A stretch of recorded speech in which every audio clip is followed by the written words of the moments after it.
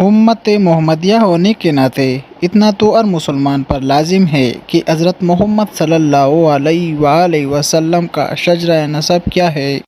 हज़रत इब्राहीम अलैहिस्सलाम के दो बेटे थे, हज़रत इसाक अलैहिस्सलाम, जिनसे कई अंबिया पैदा हुए और ये बनी इसराइल में अल्लाह तबारक व तआला का पैगाम पहुँचाते रहे।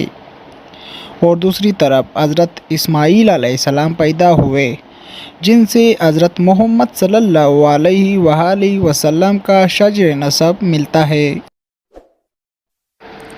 हज़रत इस्माईल अलैहिस्सलाम, उनके बेटे हैं हज़रत अदनान अलैहिस्सलाम, माद, निज़र, मुदर अलैहिस्सलाम, उनके बेटे हैं इलियास अलैहिस्सलाम, और उनके बेटे हैं मुद्रिका, खुज़ैमा, किनाना, अन-नदर, मालिक, फ़हर, और उनके बेटे हैं गालिब, और उनके बेटे हैं लुई, काब, मुर्रा, किलाब, कुज़ै, अब्दुल मनाफ, और अब्दुल मनाफ के बेटे का नाम है आशिम, आशिम के बेटे का नाम है अब्दुल मुत्तलिब।